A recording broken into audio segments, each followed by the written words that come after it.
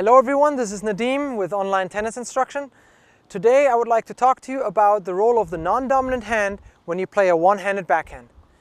A lot of my students do play the one-handed backhand, and I see that their non-dominant hand oftentimes has nothing to do with the stroke. And I would like to make sure that you understand it is very important to utilize your non-dominant hand. Let's start with placing the racket into your non-dominant hand. What you want to do is you want to hold the racket by the throat, and you want to ensure that at least one finger, preferably the index finger, is actually touching the string. Because when you go to your take back, the racket should rest in your left and be controlled with, the non-dominant hand rather than with your dominant hand. And what that would look like is, when I initiate my take back and my turn, my racket is clearly, I can feel that the racket is dominated by my non-dominant hand. I'm controlling this take back with my left hand, not my right hand. To prove it to you, I can show you that even if I take my hand completely off with only two tips of my fingers at the grip, I still have a very solid foundation just because it's resting in my left hand. And that is very, very important.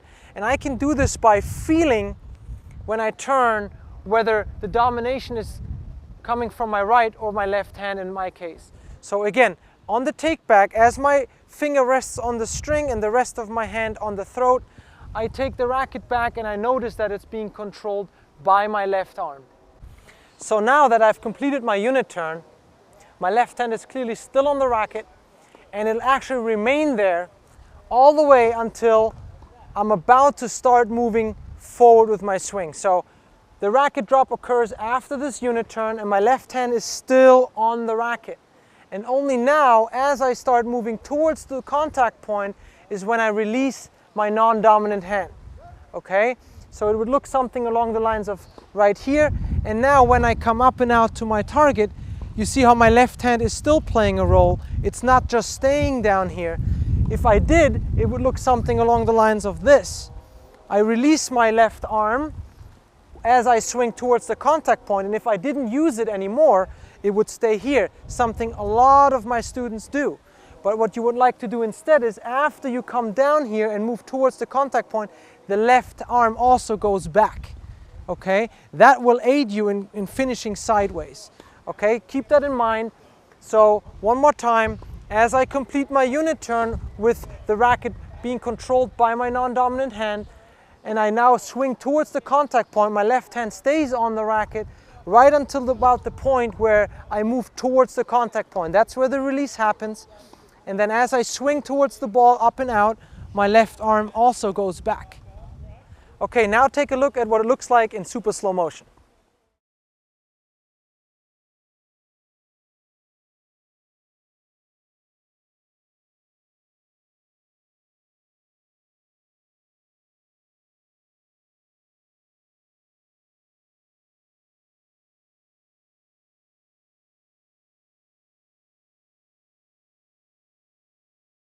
Now I would like to talk to you about the three most common problems I see related to the non-dominant hand on the one-handed backhand. Number one, when you initiate your turn, the left hand is not at all on the racket. It doesn't touch it at any time, and you go and swing towards your contact point. Big problem. Problem number two, when you do turn and the non-dominant hand is on the racket, you release that turn and release the racket way too early, and it would look something along the lines of this. Turn, release, swing. And number three, let's say you do turn properly, left hand is on the throat, you do make it to the proper time to release, but when you release, you bring your whole arm over with the swing, finishing in a position like that. So these were the most common problems related to the use of the non-dominant hand on the one-handed backhand. Now, let me quickly recap what you do want to focus on doing properly. On the turn, you want to make sure that you control the racket with your non-dominant hand. And you do that properly by ensuring that your index finger touches the string and the remaining fingers are around the throat of the racket. And when you turn, the racket rests way more on that non-dominant hand than your dominant hand. That's number one. That is easy to feel when you do it properly. Number two, as you do go to the contact point, when you go into the slot position, your left hand or your non-dominant hand is still on the racket, and only once you move towards the contact point does the release occur.